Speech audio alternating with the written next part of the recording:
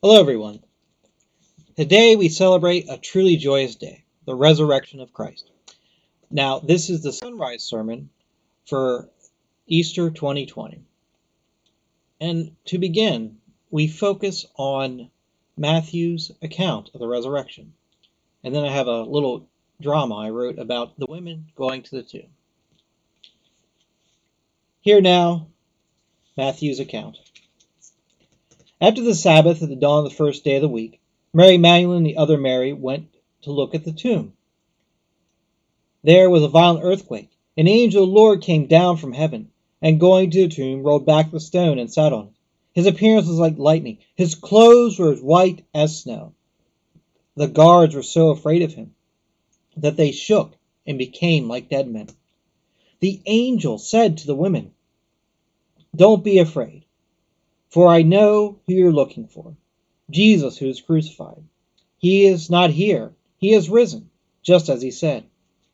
Come and see the place where he lay. Then go quickly and tell his disciples, he is risen from the dead and is going ahead of you into Galilee. There you will see him. Now I have told you." So the women hurried away from the tomb, afraid yet filled with joy, and ran to tell his disciples. Suddenly Jesus met them. "Greetings," he said. They came to him, clasped his feet, and worshipped him. Then Jesus said to the women, "Don't be afraid. Go and tell my brothers to go to Galilee. There they will see me."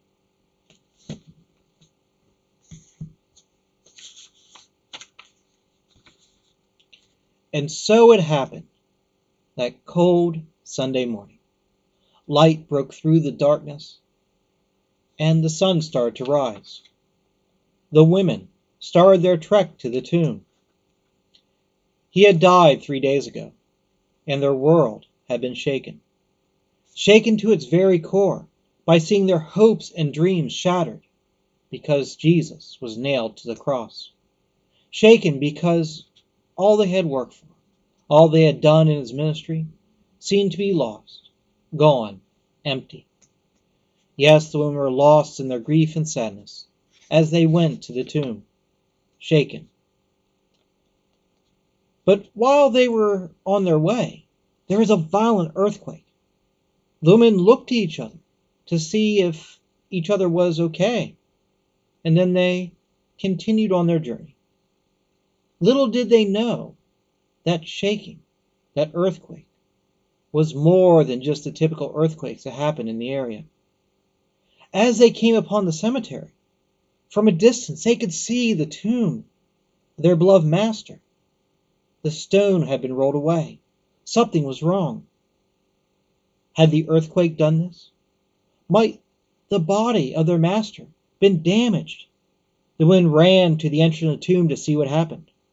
The Roman guards were nowhere in sight. Mary found this odd because Roman guards had to be at their station. If they weren't, they'd be in deep trouble. Had they been shaken, so scared by the earthquake? The women saw a person sitting on top of the stone that once was on the entrance of Jesus' tomb. The man was dazzling in appearance. The women looked up at him, and he said to them, "Do not be afraid, for I know who you're looking for, Jesus, the one who's crucified. He is not here. He has been raised, as he said. Come and see the place where he laid." The women looked at each other, shaken by the news. In joy and sorrow they hurried into the tomb.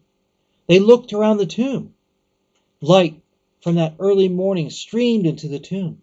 They looked around, but they could see nothing but grave clothes.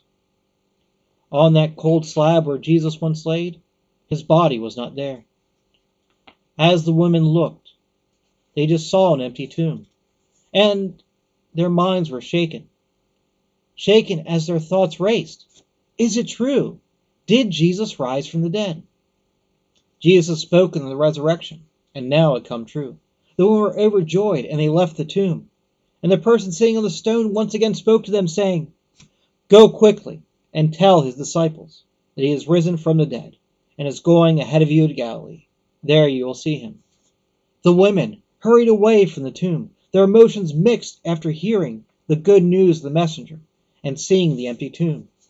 Their world had changed, shaken because of what they now know.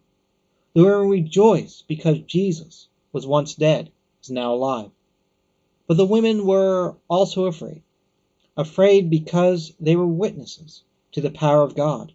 The earthquake that happened on the way to the tomb was more than just the experience of a local earthquake.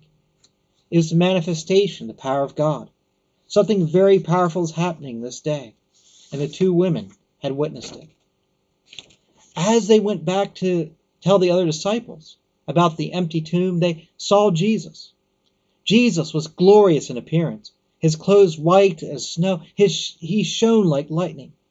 Amazement struck the women, and Jesus, like many times before, just said to them, "Greetings." The women were overtaken with emotion. They bowed down and worshiped Jesus. They were before the risen Messiah, the one who saves all humankind. The sorrow and grief they had earlier that morning was truly gone. "Do not be afraid," Jesus said to them. "Go and tell my brothers to go to Galilee, and they will see me." The women hurried to the disciples just as Jesus told them. The sun was shining bright now that morning, a contrast to the darkness before sunrise. The women's world had changed. Fear and doubts about the life of Jesus, his mission, had been obliterated, crumbled like the rocks on the morning of that earthquake. The world had been shaken that morning. The women knew this all too well. The power of God, his plan for humanity, was breaking through this world. No longer did the old order of sin and death exist. All things had been shaken. God's kingdom was available to all. It was wonderful and joyous. But at the same time, the women were afraid. The shaking that happened that morning was frightening, powerful, and challenging. How could the women not be afraid? The whole world had been shaken by the power of God. And how can we not be shaken by the power of this resurrection morning? How can we not have that same joy and fear as those women who went to the tomb? For Christ is risen, and that changes our lives. It changes this world. So rejoice. Rejoice in the power of the resurrection, and look for it to shake up your life. Shake up your life to the truth that the Messiah has come, and we are saved by the risen Jesus. Amen.